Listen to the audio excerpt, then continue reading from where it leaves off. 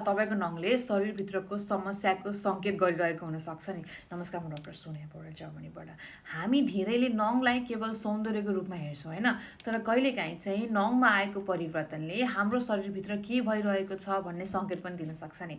यदि नङ धेरै फिक्का वा सेतो देखिन थालेको छ भने शरीरमा रगतको कमी अर्थात् एनिमिया, पोषणको कमी वा कहिलेकाहीँ चाहिँ अरू सिस्टमेटिक समस्या हुनसक्छ। यदि नङ पहेँलो, बाक्लो, सजिलै टुक्रिने वा भुरभुर हुने भयो भने चाहिँ यो प्राय फङ्गल इन्फेक्सनको सङ्केत हुनसक्छ। विशेष गरी डायबिटिज भएको वा इम्युनिटी कम भएको व्यक्तिमा यस्तो इन्फेक्सन हुने सम्भावना बढी हुन्छ। यदि नङमा सानो सानो खाल्डो जस्तो देखिन्छ भने यसलाई नेल पिटिङ भनिन्छ। यो कहिलेकाहीँ सोरियासिस जस्तो छालाको रोगसँग सम्बन्धित हुनसक्छ।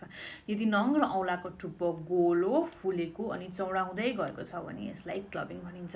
यस्तो परिवर्तन कहिलेकाहीँ लामो समयदेखि फोक्सो, मुटु वा शरीरमा अक्सिजन कम हुने समस्यासँग सम्बन्धित हुनसक्छ। अर्को कुरा, यदि नङभित्र चम्चा जस्तो गहिरो देखिन्छ भने त्यसलाई स्पुन नेल भनिन्छ। यो प्राय चाहिँ शरीरमा आइरनको कमी हुँदा देखिन सक्छ। यदि नङमा कालो वा खैरो लाइन आएको छ भने धेरै अवस्थामा यो हार्मलेस हुन्छ। तर यदि यो लाइन अचानक आएको हो, बढ्दै गएको छ अनि एउटा नङमा मात्रै छ अनि नङको वरिपरि चाहिँ छालासम्म फैलिएको छ भने चाहिँ एकचोटि डर्मेटोलोजिस्टलाई देखाउनु पर्ने हुनसक्छ। तर याद के गर्नु भने नङ हेरेर मात्र डायग्नोसिस गर्न सकिँदैन। नङले चाहिँ केवल एउटा सङ्केत दिन्छ। सही कारण थाहा पाउन चाहिँ ब्लड टेस्ट, सिम्पटम्स र डक्टरको एक्जामिनेसन नै चाहिन्छ।